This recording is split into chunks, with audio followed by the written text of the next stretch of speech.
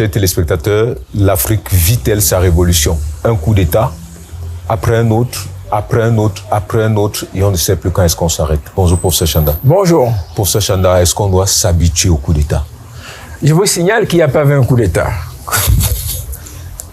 Je vous signale également que je refute, et j'ai refuté depuis longtemps, cette théorie de coup d'État, même le concept même d'ailleurs de coup d'État.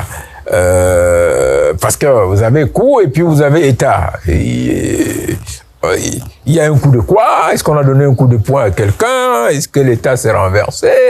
Alors, posez-moi la question. C'est quoi? Qu'est-ce qui explique cette succession de mutations à la tête des États? Bien évidemment. Et voilà, qui pour moi, en réalité, est quelque chose de tout à fait naturel. Il est normal que dans un système de gouvernance, qu'il y ait des évolutions. Peut-être ceux qui n'ont pas une conception marxiste de l'évolution humaine ont une compréhension étriquée de ce qui se passe. Il y a la dialectique évolutionniste, ok? Dans tout ce qui est bien, il y a un revers, il faut s'attendre à un revers. Et dans tout ce qui n'est pas bien, il faut s'attendre certainement à quelque chose de bien qui surgira quelque part. Alors, nous y sommes. Et ça fait officiellement 60 ans, on dit qu'on est supposé être indépendant, ou disons qu'on a accédé à la souveraineté internationale, une masse d'États qui se gouvernent avec une population qui se cherche encore, pour la majorité non politiquement émancipée, rurale, analphabète même dans certains coins. Et puis, mettez-vous en tête que les choses ne peuvent pas en rester là. Si vous voulez, les gens évoluent, il y a des naissances, il y a des écoles, il y a des universités, il y a des diplômés. Il y a l'éruption des technologies modernes, de l'information, qui a complètement uniformisé, non pas la pensée, non pas la création, mais une certaine perception du monde, une certaine compréhension du monde, une certaine vision du monde, qui a rendu l'information en temps réel disponible à une masse humaine considérable. Compris, ma grand-mère au plus profond, n'est-ce pas, des villages, elle connaît faire WhatsApp, elle connaît mettre des codes, elle parle de réseau, ainsi de suite. Exactement comme le citoyen américain qui est à Washington, à Paris, Londres, New York, ou le chinois, le russe. Voilà la réalité. Dites-moi, vous constatez qu'il y a une accélération des mutations politiques en Afrique. Oui. C'est à cela que je me serais attendu, oui, parce que on fait comme si c'est la première fois. On a bien eu les conférences nationales en 90, c'est très important. On a bien eu les émeutes de la faim en 2008-2010. Ça me paraît fondamental. Et puis, qu'est-ce qu'il y a de nouveau? On a eu Sankara, on a eu Murtala Mohamed au Nigeria, on a eu beaucoup d'autres. On a eu le Ghanéen, n'est-ce pas? Et je pense que non, pas du tout. Il ne faut pas se laisser piéger par ces choses-là. Oui, il y a des boutons, des champignons qui font éruption, on ne s'attendait à rien. Qu'est-ce qui explique? Non, pas du tout, je ne crois pas. Rawlings ne sortait pas de nulle part. C'était un jeune capitaine ghanéen qui, à un moment donné, a estimé que son rôle n'était plus d'être simplement un militaire, il fallait qu'il fasse quelque chose pour son pays. Et voilà, je pense qu'on est dans cette logique-là. Attendez, Donald Trump veut redevenir président, personne ne s'en inquiète à travers le monde. Par contre, on s'inquiète qu'au Niger, un général dit que lui, dorénavant, ou un colonel au Mali, disent que dorénavant, écoutez, nous on veut que notre pays marche de cette manière. Oh, le problème. Parce que les uns ont les treillis, les autres ont les costumes comme vous et moi. Je ne pense pas. Ils savent aussi mettre les costumes, d'ailleurs, la preuve. Professeur Chanda, est-ce que, pour le cas du Gabon, qui constitue le prétexte de notre entretien de ce matin, est-ce que vous pensez que si quelqu'un d'autre en dehors d'Ali Bongo avait gagné l'élection, il n'y aurait pas eu coup d'État? Je ne crois pas. Je ne crois pas. Je ne suis pas dans cette logique-là. C'est une affirmation bête et infantile, d'ailleurs, à la limite. D'abord, on n'a pas la preuve qu'Ali Bongo n'a pas gagné ses élections. Vous savez, c'est Jacques Chirac qui avait dit, en Afrique, on ne ferait pas les élections, ce qu'on ne les fait pas pour les gagner, si vous voulez. Ça traduit, et je pense que c'était une observation pertinente. Ce n'est pas faux, si vous voulez. Ça traduit un état de gouvernance. Ça traduit un système de pensée. Ça traduit une construction de valeurs temporelle, n'est-ce pas, sur la manière de voir la chose publique, le patrimoine public, le pouvoir public, les droits et les libertés publiques. Voilà, en réalité, ce n'est pas négatif. Quand quelqu'un le dit, fait cette affirmation, écoutez, on est au Cameroun, il y a un président qui s'appelle Paul Biya, qui est là depuis un certain temps, au Congo, en Ouganda, et ainsi de suite. Au Tchad, il y a le fils, Ali Bongo était déjà le fils, ainsi de suite. Au Togo, il y a le fils. Mais au regard de l'état, du niveau d'ordonnancement de nos rites, cultures et traditions, et il n'y a pas contradiction. Nous avons encore des rois, des chefs de village qui font la pluie et le beau temps. Si le grand chef vaudou au Bénin dit que le président ne va pas faire ceci, il ne fera pas. Exactement, en Côte d'Ivoire, au Sénégal, vous avez encore des rois, vous avez qui sont des seigneurs, qui orchestrent, si vous voulez, des valeurs qui sont d'ailleurs contraires à la dignité humaine, mais qui sont acceptées. Au Sénégal, vous avez des enfants qui sont exploités à longueur de journée, hein, et je vous assure que c'est pathétique si vous connaissez comment ces enfants sont exploités. Mais ça ne dit rien à personne. Quand le président doit battre campagne, il va les consulter, ces chefs-là religieux. Et c'est eux qui lui disent « fais ceci, fais cela ». Et s'il est désobéi, il ne gagne pas les élections. Nous en sommes là. Et je pense, n'en faites pas. Moi, je continue à dire que je m'oppose à ceux qui veulent que nous en fassions des trains automatiques parce que l'Occident a dit, parce que les tels ont dit que c'est comme ça. Non, moi, je ne suis pas pour. Moi, je continue de dire qu'il faut faire extrêmement attention, si vous voulez. C'est clair, nous avons une situation qui déplaît, qui est une construction à la limite artificielle, superficielle, mais qui correspond au niveau de l'émancipation de nos populations. C'est très simple. Il ne faut pas que quelques élites, hein, vous et moi, on met des costumes, on a des grands diplômes, on aspire à être président comme tous les autres, parce qu'il y a des privilèges, les pouvoirs, les belles voitures, les belles maisons, les vacances en première classe, et ainsi de suite, beaucoup d'argent. Et puis on entraîne les masses populaires dans des situations qui sont des cul-de-sac. Parce qu'en fait, ces masses-là, beaucoup ne se trompent pas sur notre statut. Elles savent, les masses, en réalité, que parvenus là-bas, on ne ferait pas différemment. Je vous ai expliqué tantôt. J'ai commencé mes études juridiques à Dakar. Je me souviens, Abdullah Wade était professeur à la faculté de droit et des sciences économiques. Je vous assure, quand il arrivait au campus, c'était la fête tout le temps, c'était grave, parce que on l'appelait Maître Wade, là. Comprenez, c'était l'opposant numéro 1. Mais qu'est-ce qu'il a fait après? Il a voulu rester au pouvoir, il a voulu changer la constitution pour mettre son fils vice-président, il a fallu, il y a eu une vingtaine de morts pour qu'il s'en aille. Comprenez? Alpha Condé était mon chargé de TD à la Sorbonne, à Paris.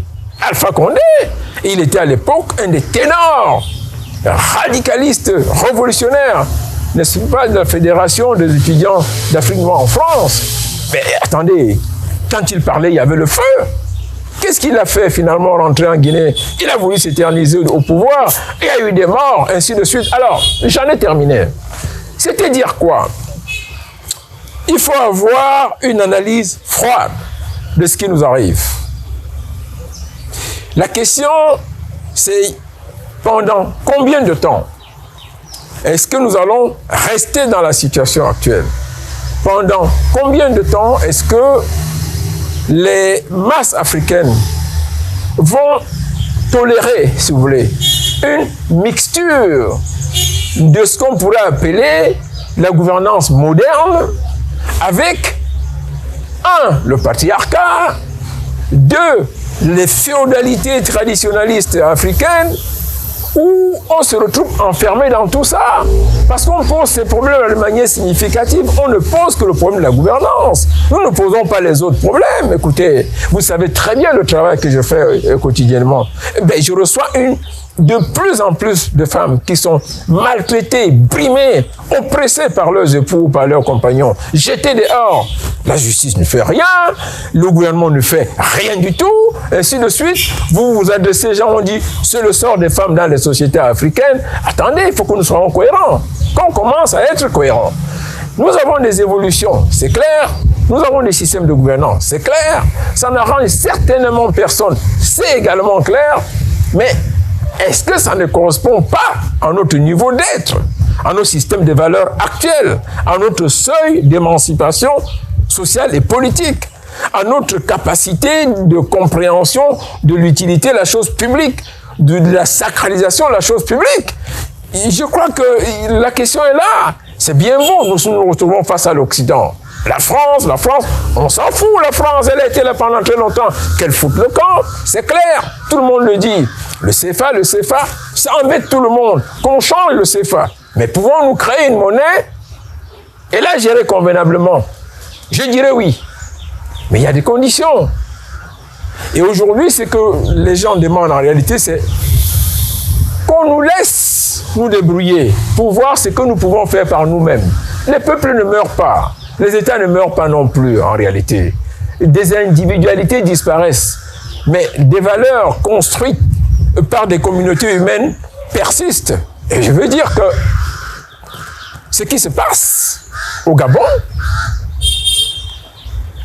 est simplement symptomatique d'une situation qui embête tout le monde. D'abord parce qu'au Gabon, ce n'est pas le Niger, ce n'est pas le Mali, ce n'est pas la Guinée.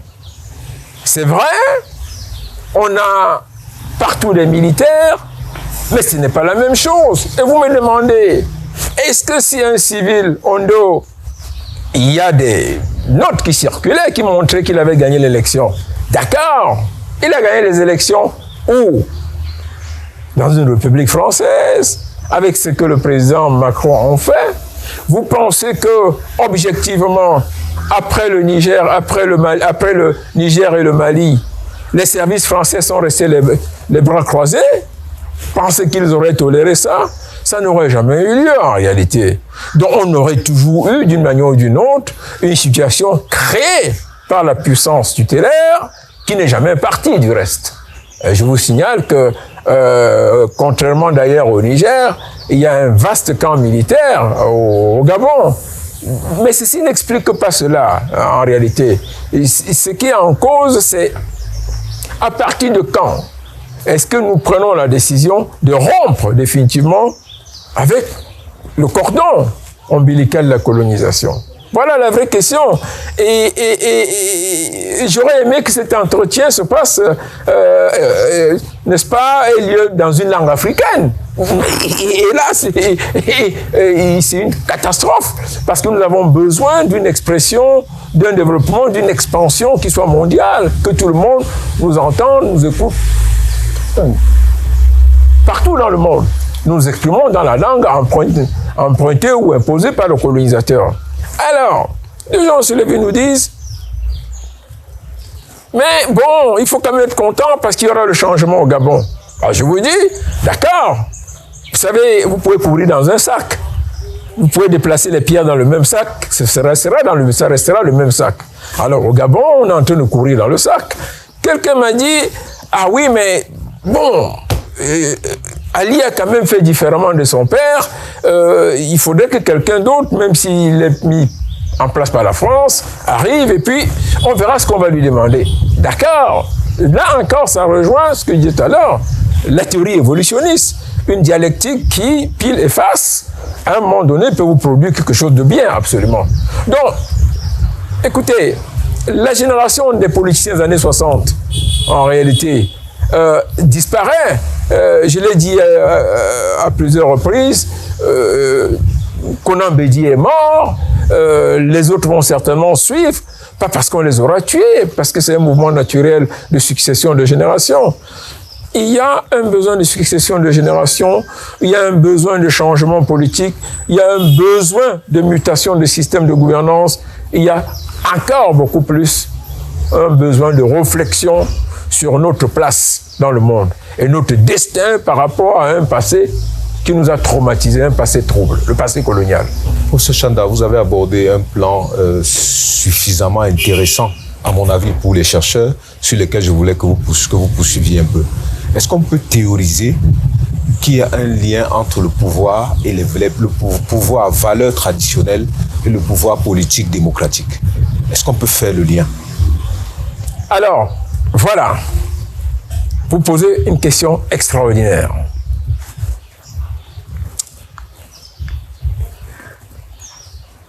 Les élites ne jouent pas leur rôle en Afrique. Elles ne jouent pas leur rôle.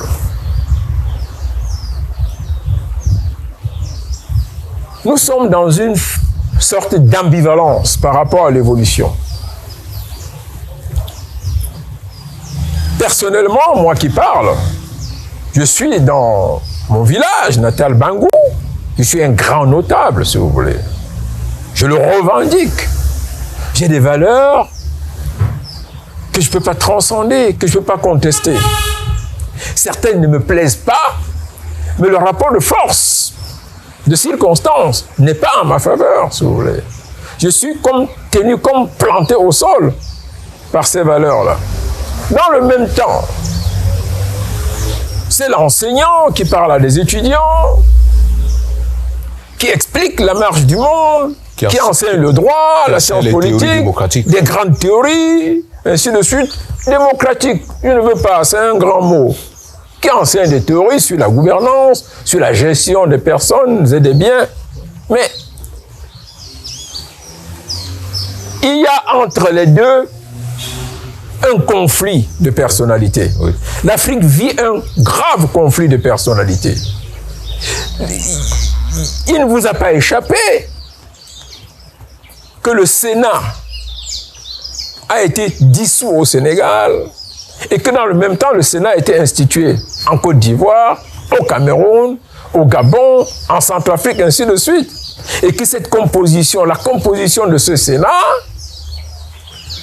est le reflet type des contradictions qui parcourent, qui détruisent la vision prospective de l'Africain en ce moment.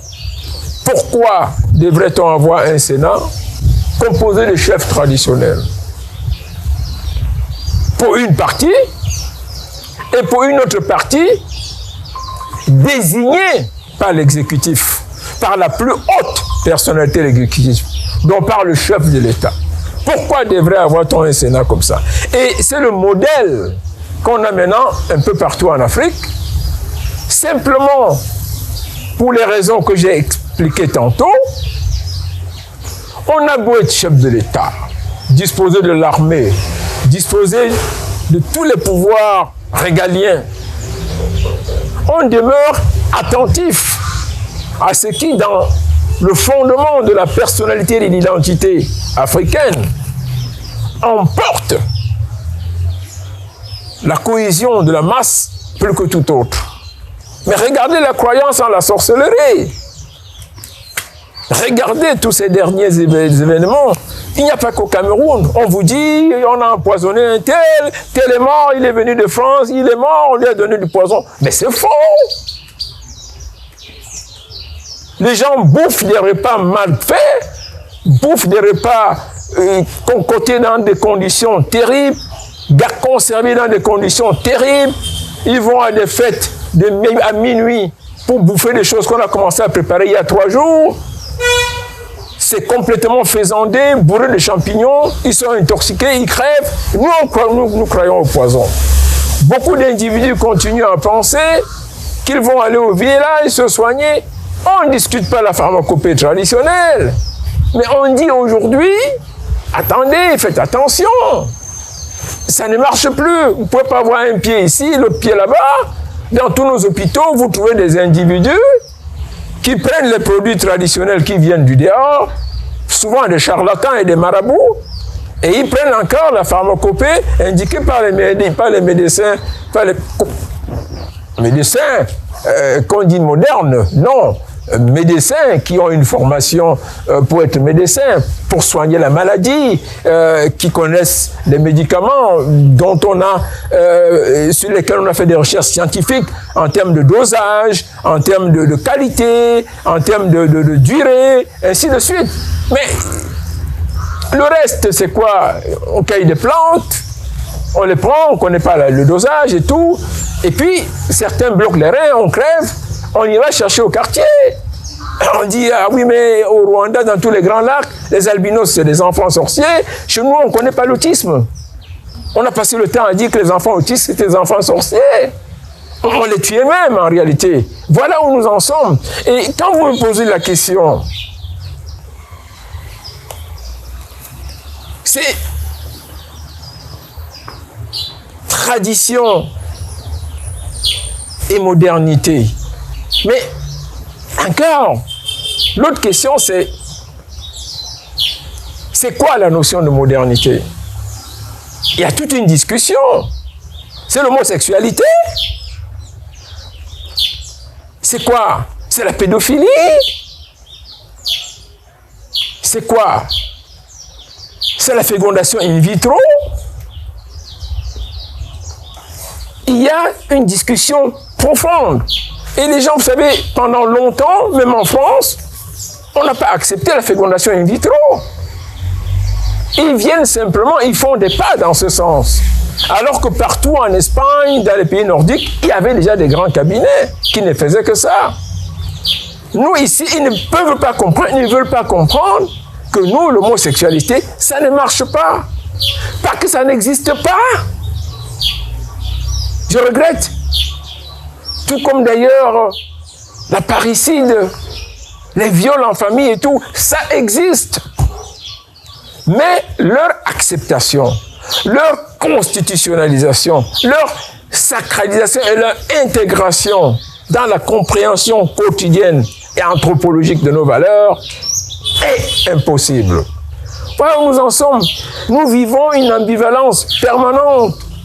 Quand je vous parle du Sénat, c'est parce qu'en réalité, mais les gens, dans leur plus profond de pensée, dans le recul le plus extraordinaire de l'expression de leur personnalité et de leurs ambitions, ils se sentent liés par des individus qui encadrent, portent, symbolisent et annoncent ce qui est considéré comme nos valeurs sources. On vient de là. Moi, je suis un Africain, Bangou, Camerounais. Quand je vais dans mon village, je mets les pieds, j'ai une autre sensation. Quand je suis devant le roi de mon village, Sa Majesté Chiou, j'ai une autre compréhension, j'ai une autre vision, j'ai même peur. J'ai le sentiment qu'il peut me désanoblir. Il peut décider que je suis plus notable. Et ça a un impact dans la société dans laquelle j'évolue. Et nous, on est là. Le français, l'américain, le chinois a transcendé un peu ces choses-là. Pas au vrai, parce qu'il conserve des liens séculaires avec sa communauté d'origine. Aux États-Unis, quand on est candidat à la présidence de la République, on fait campagne dans les communautés identitaires. Hein? Mais simplement la différence, c'est que ces communautés identitaires ne prévalent pas sur les institutions publiques. Voilà la nuance, si vous voulez. Et la conséquence, c'est ce que nous appelons chez nous le phénomène du sectarisme tribal, résulte d'ailleurs de cette ambivalence. Il n'y a pas de raison que vous alliez voir un individu qui vous dise il s'en fout, lui il est de telle ethnie, il est de telle tribu, il n'obéira pas ou il ne fera pas ci, parce que tel autre est de telle ethnie ou de telle tribu. C'est une véritable catastrophe. Cette question, il faut se la poser, déjà, avant de se lever pour discuter sa place dans le monde. Mais simplement, il ne faut pas être négatif, parce que c'est un état de notre personnalité. Et lorsque je parle d'évolution, on a beau faire, on a beau dire, certains éléments, certaines caractéristiques, certaines valeurs issues de ce qu'on considère aujourd'hui comme de l'obscurantisme demeureront éternellement. Et c'est peut-être parce qu'elles demeureront ou parce qu'elles demeurent que notre différence s'exprime positivement par rapport aux cultures externes, par rapport à l'Europe, par rapport à l'Occident. Voilà la réalité. Donc, il n'est pas question de penser que ce que nous vivons en ce moment est complètement négatif, ou qu'en réalité, lorsque l'on repose le problème de nos traditions face au pouvoir moderne, ce qu'on appelle pouvoir moderne, face au pouvoir procédant ou relevant de l'institutionnalisation des normes juridiques de gouvernance importées ou consacrées par les enseignements occidentaux. J'ai appris le droit constitutionnel chez des professeurs français, dans des livres écrits par des Français. J'ai avalé tout ce qui y était écrit, la science politique et tout, mais il a fallu du temps, il faut encore du temps pour me débarrasser, pour me désinfecter, pour comprendre que tout ça, en fait, c'est l'art de la gestion humaine, c'est l'art d'organiser les gens, de préserver la société, de comprendre ce qu'il faut faire. En fait, le retour à la notion de bien et de mal. Et c'est le fondement. Il n'y a pas besoin d'aller apprendre ça en Occident ou dans des grands livres. Professeur Chanda, revenons sur le coup d'État, le coup de force. Je ne sais pas comment vous avez discuté l'appellation de coup d'État. Coup d'État, non. Revenons sur les mutations politiques en cours au Gabon. Sur les mutations politiques en cours au Gabon. Après 2 jours, on récupère 154 milliards dans des maisons. Qu'est-ce que ça vous dit? C'est une bêtise. Toutes ces images-là, c'est une démonstration bête. Vous allez partout dans le monde, à l'Élysée, à la Maison-Blanche, au Cameroun, au Congo, au Tchad, en Chine, en Russie, les palais présidentiels, les hauts responsables publics conservent des valises qui sont destinées à des actions qui n'ont pas besoin d'être proclamées, qui n'ont pas besoin d'être budgétisées. Ça, c'est une mise en scène effroyable pour essayer de capter. C'est justement une des démonstrations que ce qu'on appelle coup d'État au Gabon, c'est une connerie. C'est un montage pur et simple pour embêter les gens. Un simple directeur général a le droit, d'ailleurs, de conserver par lui des devises importantes. Le conseil d'administration l'autorise à gérer certains fonds en dehors de la vue de l'administration budgétaire courante. Et c'est pris en compte très souvent par les commissaires aux comptes, c'est pris en compte pour ce qui est des États, n'est-ce pas, dans la comptabilité. Au début de l'année, dans le budget, on décide d'un montant pour la présidente de la République, on décide d'un montant pour tel ou tel gouverneur, pour tel ou tel département ministériel. Est-ce que vous savez que il y a ce qu'on appelle les fonds de souveraineté. Chaque membre du gouvernement reçoit une dotation au titre de fonds de souveraineté. Il y a des dépenses qu'il peut faire, qu'il doit même faire, qui ne résultent pas de la vision courante ou de la gestion traditionnelle livrée au public. C'est des conneries. Vous pensez que les commerces des armes se font comment? Vous pensez que quand vous apprenez qu'un individu a été reçu chez un chef d'État, il repart toujours avec quelque chose? Vous pensez qu'on va demander au ministère des Finances d'envoyer l'argent? Non, je regrette. Dans le même temps, il faut que vous le sachiez. Ça rentre dans les pouvoirs régaliens. Il y a un certain nombre de choses qui doivent échapper à la compréhension du citoyen ordinaire, de la gestion publique transparente. Sinon, il n'y aurait pas d'État, il n'y aurait pas de pouvoir, il n'y aurait pas de prérogatives, il n'y aurait pas d'avantages, il n'y aurait rien du tout, messieurs. On dit le lien de confiance entre le gouvernant et le gouverné, ce n'est pas la comptabilité, c'est la célérité, la sérénité et justement la conscience de la préservation des intérêts nationaux en toutes circonstances. C'est sur ça qu'on peut les juger, non pas sur le nombre d'argent qu'on a trouvé chez un responsable. Ça ne veut absolument rien dire. Si le chef d'état-major de l'armée camerounaise, si le ministre de la Défense de Russie ne peut pas avoir de fonds secrets pour gérer même les renseignements, c'est que ce n'est pas un ministre. Comprenez? Si un directeur de cabinet, le chef d'État, ne peut pas avoir des valises d'argent pour des actions précises qui concourent à l'expression des prérogatives discrétionnaires et souveraines du chef de l'État, c'est qu'il n'en est pas un, c'est que ce n'est pas un État, c'est que ce n'est pas un chef d'État. Ce montage est une grossière imbécilité. C'était pour tromper le peuple, parce qu'on va dire « Ah, mais nous on souffre, il y a beaucoup d'argent à tel endroit. » Mais il y a toujours beaucoup d'argent. On n'est pas un pays pauvre. Il ne l'a jamais été, du reste. Aucun État n'est jamais pauvre, en réalité. Ce sont les infrastructures, ce sont les moyens, les voies de la multiplication, n'est-ce pas, de la jouissance de ces biens et des ressources qui posent problème. Ce n'est pas l'absence des moyens. Tous les États sont riches, monsieur. Tous les États ont les moyens. Tous les chefs d'État, tous les gouvernants ont la possibilité, la capacité et le privilège d'accès à des ressources pour travailler. Et le travail suppose une partie visible et une partie invisible. Ne vous levez jamais un matin pour dire « Ah, je vais contrôler combien dépense un président de la République », mais vous allez vous tirer une balle dans la tête. De même, dans les entreprises publiques nationales, la plupart du temps, il existe des fonds secrets. Il existe la possibilité pour le conseil d'administration de faire des délégations de dépenses.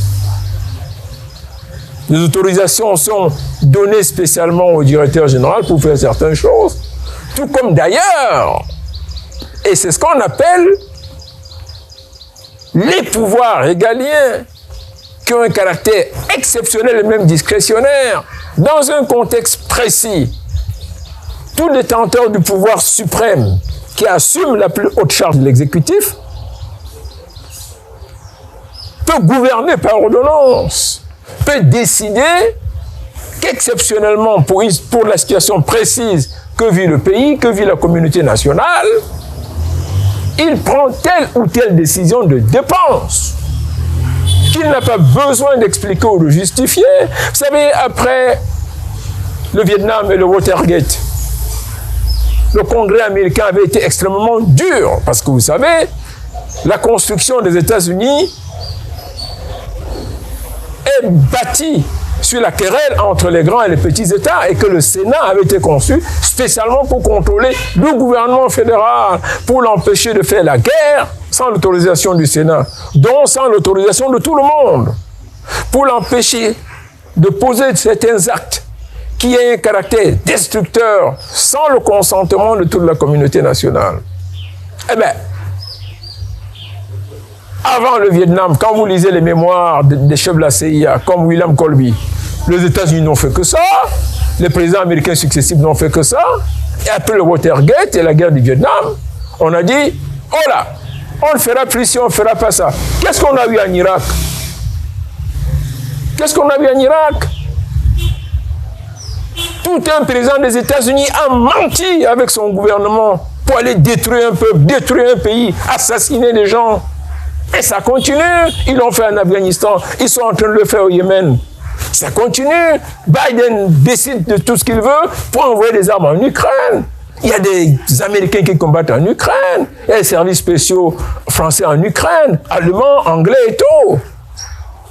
D'ailleurs, l'armée ukrainienne, officiellement, en réalité, n'existe plus. L'Occident, les États-Unis, la Grande-Bretagne, la France mènent une guerre en Ukraine sans l'autorisation du Parlement. Nous, on dit que c'est des États démocratiques. Ils n'ont jamais posé la question à leur Parlement. On fait la guerre en Ukraine ou pas? On envoie des armes ou pas? Jamais. Alors, c'est une manière de vous dire non. Laissez l'histoire des valises. C'est un montage, un pur montage. Un pouvoir qui n'a pas la capacité de décider des dépenses en dehors de la vue et du su de la communauté nationale, y compris même des élus, n'est pas un pouvoir. Voilà. Les valises de Mbongo sont tout à fait légitimes, je regrette. Vous ne pouvez pas... allez, faites un tour dans les départements ministériels. Allez dans les secrets, pas seulement ici, partout.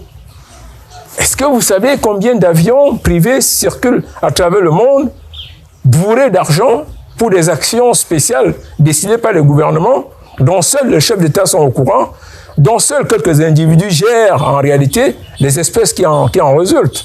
Voilà la réalité. Vous demandez à un fils de président, vous savez qui a normalisé les relations entre le Maroc et les États-Unis à propos du Sahara occidental? C'était le fils, le beau-fils de Donald Trump, avec des avions entiers bourrés de fonds, ainsi de suite. Ça se passe comme ça. C'est comme un peu vouloir savoir tout ce que fait notre armée, notre police, en temps réel. Non, il y a des actions que ces forces-là mènent, y compris même des actions cruelles, impliquant même des assassinats, dont on ne rend pas compte aux citoyens, mais dont on considère que ça se situe dans la ligne précise de préservation des intérêts nationaux et de défense des intérêts nationaux. Aussi simple que cela. Professeur Chanda, l'opposant qui revendique la victoire au Gabon parle de révolution de palais. Qu'est-ce que ça vous suggère? Ce qui est juste. Une révolution de palais, c'est quoi? C'est un arrangement familial entre des détenteurs du système, des acteurs du système, pour faire ce qu'on peut appeler, n'est-ce pas, la chaise musicale, tout court, un déplacement, et puis on s'entend. Je vous signale que je n'ai pas souvenance, sauf si ça m'a échappé, qu'il y a une chasse aux sorciers au Gabon. Ça, il n'y aura jamais, si vous voulez. Ça n'existera pas. C'est une même famille de gouvernance qui a été structurée, organisée pour concrétiser la continuité d'un système. Aussi simple que cela. J'ai dit à quelqu'un, en prenant une image, c'est très simple, le nouveau président gabonais, quand j'ai vu l'image recevant l'ambassadeur de France avec un large sourire, les lèvres arrivées jusqu'aux oreilles, attendez, ça ressemblait à un larron qui dit « Ah, mais tiens, merci, moi j'ai gagné à la loterie, vous êtes venu me confirmer ça. » Ou encore, les individus, ils s'appellent politiciens, ils couraient partout pour la concurrence. Et les pauvres idiots, nous avons fait la fête à leur nez. C'est un peu cela l'image, si vous voulez. Donc, non, écoutez, moi j'aime bien d'ailleurs, j'ai fait une lettre de félicitations, honnête, très honnête, à l'ambassadeur de France au Gabon, au chef des services secrets français au Gabon, aux attachés militaires français au Gabon. Je les ai félicités. Ils ont fait du bon boulot pour la défense des intérêts nationaux de leur pays. Et que les Africains comprennent que c'est comme ça que le monde marche, si vous voulez. Et on est idiots. Ça va. Oui, c'est la coopération. Mais non, écoutez, faut un peu oublier tout ça. Ils ont fait du bon boulot pour leur pays. Un point, un trait. Ça se fait assez tranquillement. On a mis l'autre monsieur de côté, qui ne tenait plus debout, qui était malade et tout. Bon, petit, ça va. Surtout qu'il y a une autre dimension. Vous savez que, on a beau dire, le jeune Ali, le jeune, non, il n'est plus jeune. Ali Bongo, c'était quand même, c'était un intello, quand vous l'entendez parler. Et tout, il avait beaucoup de consistance dans ses propos et dans la manière dont il exprimait les intérêts du Gabon, d'une manière ou d'une autre. Et on sait aussi que sa relation avec la France était devenue très tendue à cause du fait qu'effectivement, lui aussi, il soutenait la thèse de la multipolarité du monde, c'est-à-dire que du retour à une coopération plus fluide avec d'autres nations, Chine, Russie, Turquie, Iran, ainsi de suite. Ce que l'Occident n'acceptait pas, ce que la France condamnait, et voilà. À Paris, on considère toujours, comme on disait, Ali Bongo, le père, n'est-ce pas, que le Gabon est peut-être, avant la Côte d'Ivoire, la fille chérie ou le fils chéri de la mère patrie française en Afrique francophone. Et je pense que nous sommes dans cette logique. Voilà, on ne va pas laisser partir notre Macabo. à cause de quelques bruits que l'on entend partout, Russie, Chine, ainsi de suite. Mais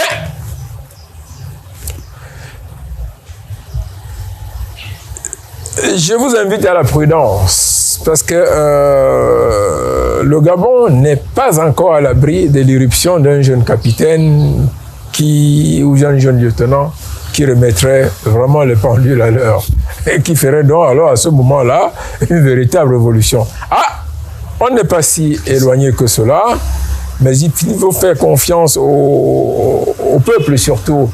Et dans ce genre d'entretien, j'aime souvent dire que personne d'autre, mieux que les peuples, si vous voulez, n'est en mesure de dire ce qui lui plaît et de prendre les décisions qui s'imposent. Parce que quand il faut mourir, c'est ce peuple-là qui crève dans la rue. Ni de décider quand est-ce qu'un président a atteint l'âge de la retraite. Un président n'atteint pas l'âge de la retraite, ça n'existe pas ça dans le monde. Vous avez entendu la discussion. Même si une constitution peut limiter l'âge vous savez, de la candidature. Je me souviens de ce qu'avait dit un ancien ministre de l'administration territoriale du Cameroun, M. Anzé Tchoungui, qui avait dit les lois, c'est pour ceux qui y croient. Moi, voilà, ça sert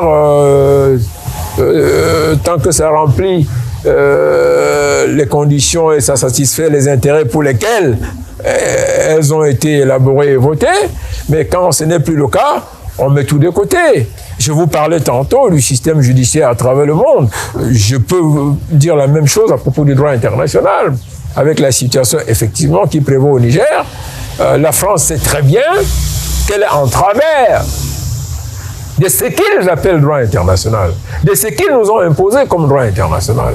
Elle est en travers des conventions de Vienne de 61 sur le droit des relations diplomatiques et de 63 sur le droit des relations consulaires. Elle est complètement en travers, si vous voulez. Vous ne pouvez pas, même s'il reste un individu, un seul, qui s'appelle citoyen d'un État, je dis citoyen, même pas dirigeant, un seul, et qui dit, au nom des lois de notre pays, au nom des intérêts de notre pays, nous ne voulons plus de vous ici, vous devez partir. Vous n'avez pas à dire, j'y suis, j'y reste, machin. Au nom de quoi? Ça ne marche pas dans ces poses. Une manière de vous dire, laissant au peuple la liberté et le droit, la latitude, si vous voulez, de concevoir leur destin, d'en faire ce qu'ils veulent. On a vu des Gabonais danser dans la rue, mais les pauvres, ils ne savaient pas que c'était du théâtre. Donc, petit à petit, ils vont se rendre compte que tout ça, c'est du théâtre. Je trouve peut-être notre théâtre. Ouais. Comment est-ce que vous avez apprécié le langage des pays étrangers sur le cas du Gabon particulièrement? Vous savez, les traditions diplomatiques ont ceci de très curieux. Les éléments de langage correspondent à l'orientation des alliances et aux ambitions des alliances. Elles ne sont jamais l'ascension de la réalité ou des réalités des faits sur le terrain. Lorsqu'intervient des mutations politiques importantes de type pré-révolutionnaire ou révolutionnaire. C'est pour ça qu'en droit international classique, ce droit international-là, il y a un très gros débat sur la reconnaissance d'État, la reconnaissance de régime et la reconnaissance de gouvernement. Il y a un très très grand débat. Vous connaissez les traditions dans les pays socialistes, c'était de dire, écoutez, nous parlons au peuple, hein, et quand c'était des régimes qui étaient très progressistes, ou à tout le moins qui correspondaient à la vision socialiste, communiste du monde, on disait simplement, nous pensons qu'il faut laisser le peuple s'exprimer. Quand c'était pas cela, on avait un silence gêné. On n'en parle pas, si vous voulez. Et on dira simplement, bon, c'est arrivé, nous prenons acte. Mais quand ça correspond à ce que l'on veut, on dit, ah, mais tiens, on félicite et tout. Ou si ce n'est pas ça, non, on condamne avec la dernière des énergies. Prof, est-ce que finalement, la politique les politiques nationales ou bien internationales ne sont finalement pas que le jeu des élites et que le peuple n'est qu'un prétexte. Attendez, mais le peuple n'a jamais été qu'un prétexte, même dans les élections. C'est la chair à canon du discours politique. Les peuples constituent la chair à canon des discours politiques, tout court, rien d'autre. Que ce soit en France, en Russie, en Chine, au Sénégal, en Thaïlande, n'importe où, tout court. Si on pouvait indiquer un individu où on dit, lui, il représente le peuple, je dirais, oh, pauvre peuple, vraiment, toi, tu dois souffrir beaucoup parce qu'on t'utilise pour faire n'importe quoi. Non, écoutez, ne vous laissez pas induire en erreur ou manipuler par toutes ces chansons sur la démocratie, ainsi de suite. C'est une construction absolument subtile, subjective et malveillante que les élites utilisent une fois qu'elles sont en position de gérer le pouvoir, de gérer la société, ainsi de suite, ou de gérer la finance pour s'imposer, pour s'attirer des sympathies, pour consacrer leur pouvoir et pour même, à la limite, se foutre la gueule des gens. Emmanuel Macron, c'est quoi? C'est le produit de la haute finance. Il ne connaît rien en politique. Il ne connaît rien en politique internationale en plus. Lui, il s'en fout. C'est un fils de la haute finance, des grands patrons, des grandes industries. Et lui, il raisonne comme ça. Il raisonne argent, mathématiques, guerre, c'est tout. Donald Trump, c'est un peu la même chose, sauf que lui, c'est déjà d'une famille qui a été pendant longtemps dans l'immobilier, et ainsi de suite, et puis ils ont dû manipuler beaucoup de choses avec la population. Ça ne s'aligne pas facilement. Ah non, pas du tout, justement. Et puis, rendu en Afrique, vous découvrez, vous avez deux possibilités. Vous avez les élites, les premières élites des années 60, hein, pur produit, pure construction, moulée dans les thèses et le discours du colon, qui ont accédé au pouvoir avec la tolérance des colons, parce qu'ils avaient des diplômes, ils savaient lire, ils avaient des parchemins. Après, vous avez l'élite nouvelle, qui se pose des questions. Mais malheureusement, on ne peut pas partager les richesses à toutes les élites, à tous ceux qui ont un diplôme, et qui se retrouvent coincés, qui revendiquent. Et elle est bien placée, parce qu'elle connaît le système, pour agiter maintenant une foule, des masses entières, qui se plaignent de la redistribution des ressources, qui en réalité n'a même pas d'effet multiplicateur. Quand on parle d'effet multiplicateur, ce sont les structures sociales, la superstructure de gestion de la cité. Regardez le nombre de morts sur les routes camerounaises. C'est un problème. Ça accuse une certaine élite, ça accuse une certaine gouvernance. Mais est-ce que c'est pour autant que vous pensez qu'on aura des révolutions spontanées? Jamais. Et ça se passe, les choses ne se passent pas comme ça. Les choses se passent encore dans la bricole des négociations secrètes, des sectes, des fratries, des alliances dont vous n'avez absolument pas idée des bases fondamentales. Prof, c'est peut-être pour ça que le pouvoir militaire est redouté. Attention! Est-ce que vous avez vu les images de la franc-maçonnerie et tout ça? Oui, quelques-unes. Voilà. La Rose-Croix, les églises réveillées. Oui. Vous avez vu ce qui s'est passé à l'église évangélique du Cameroun récemment, oui, où tout un général s'est levé pour s'opposer à un membre du gouvernement. Une véritable catastrophe. Donc, non, pas du tout. Je ne crois pas. Vous faites très attention. Les militaires sont d'abord des citoyens, des pères de famille. C'est des spiritualistes aussi. Il ne faut jamais faire la différence. Et c'est pour cela que je m'élève contre la fameuse thèse qui dit les militaires, tout ça, les machins aux casernes, et c'est pas votre affaire. Non, pas du tout. Quand les routes ne sont pas construites, attendez, vous avez vu, pour ce qui est du Cameroun récemment, la mort tragique du colonel commandant de la Légion de gendarmerie de la Damawa, qui se rendait à une réunion à Garoual. Alors, il est mort comme n'importe quel autre Camerounais sur les routes étroites et mal faites du Cameroun, si vous voulez. Et ça accuse quelqu'un. Et là, tout le monde peut vivre cette situation. Ouais. C'est ma bataille en ce moment. Il faut enlever de la tête des gens l'idée que les militaires seraient à part, les autres seraient à part, ou les intellectuels seraient à part. Non, pas du tout. Prof, le sens de ma question, c'est que j'ai l'impression qu'ils sont moins complices. C'est-à-dire que dans le jeu des leaders sur le plan international, ils seraient mal associés à ce jeu-là. Et c'est la raison pour laquelle on pense à eux seulement pour un pouvoir de transition. Attendez. Parce que pour c'est quoi un pouvoir de transition? Là, c'est encore, il faut décoloniser, il faut dépoussiérer, il faut défaire ce discours-là. Transition par rapport à quoi? Déjà, nous sommes une transition. De la naissance à la mort, nous sommes en transition sur la Terre. Oui. Hein?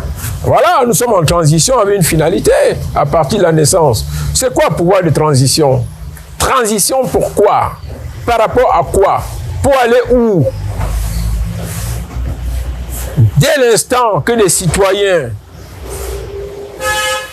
jouissant de tous les droits civils et politiques, n'ont-ils investi des privilèges de la nationalité, le lien qui unit l'individu à un État, à une nation, sont en position de poser des actes de gouvernance, des actes de sauvegarde, de promotion et de préservation des droits et des libertés, des intérêts nationaux.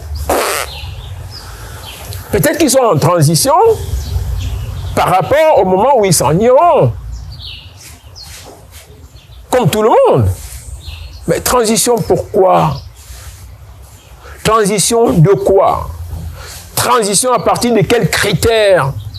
Pourquoi certains individus seraient des transitionnistes et d'autres seraient des permanistes? Non, pas du tout. Ça n'a pas de sens, tout ça. Laissez tomber. Les militaires seraient bons pour les transitions. Pourquoi? Quelqu'un m'a posé une question très intelligente. C'est d'ailleurs un membre du gouvernement. Il m'a dit, mais est-ce que finalement on va donc consacrer les militaires comme des arbitres de la gouvernance? Le citoyen est déjà un arbitre de la gouvernance. Parce que le citoyen, sans avoir besoin d'utiliser un bulletin de vote, est un observateur. Il a des droits et des libertés, il a une opinion qu'il peut exprimer sur n'importe quelle situation dans la société. Le simple fait de m'arrêter de temps en temps dans la circulation pour prendre en charge la gestion des feux, obliger les automobilistes, quel que soit leur statut, de s'arrêter, de respecter les feux, de respecter les lignes, c'est important. J'ai un droit, je jouis de certaines libertés. La première, c'est de me sentir dans mon pays, investi de toutes mes capacités, de mes prérogatives élémentaires des citoyens, qui sont de tout faire, de m'organiser, de surveiller autour de moi que tout est bien, que mon pays est bien, que ma famille est bien, que mes amis sont bien, que la circulation est bien, que personne ne viole les lois générales. Est-ce qu'il y a besoin d'avoir une casquette de général pour ça? Un manteau de ministre? Il n'y a pas besoin de tout ça.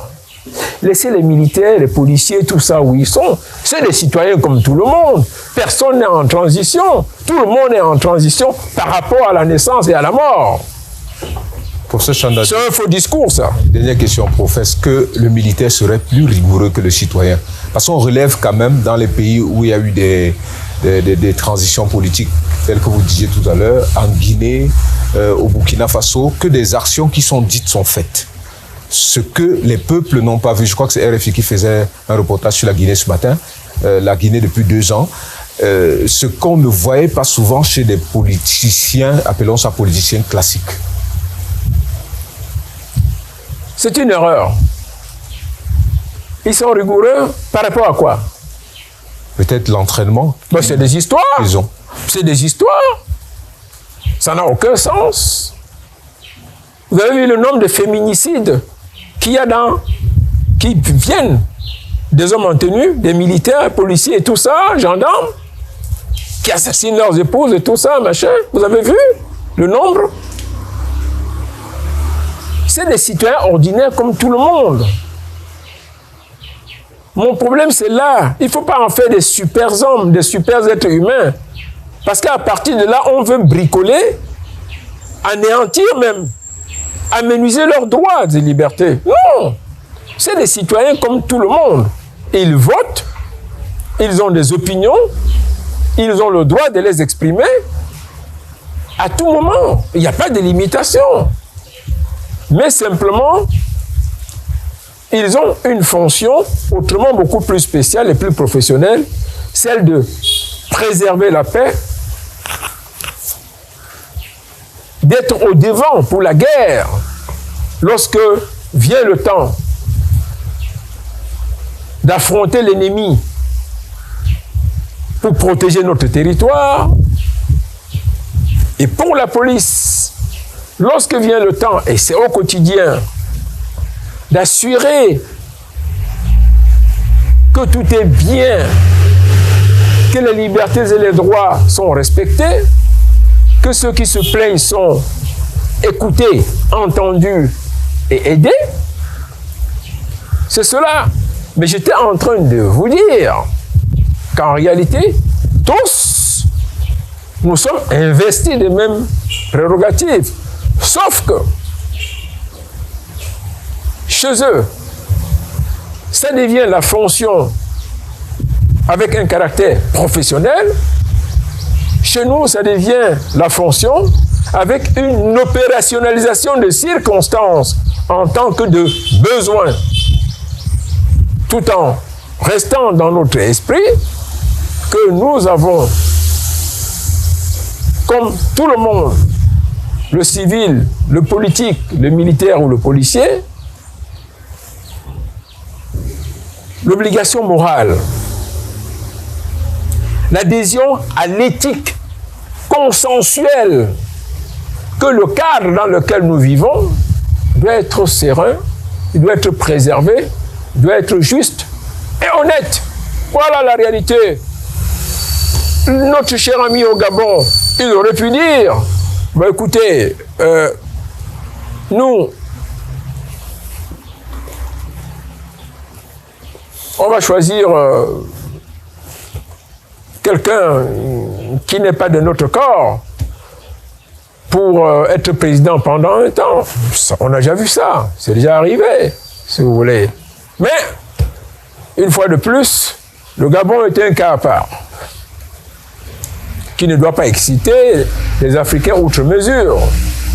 Et quelle qu'ait pu être l'animosité à l'endroit de la famille Mbongo, je dis, il faut faire attention, avec les instincts de jalousie aussi, parce que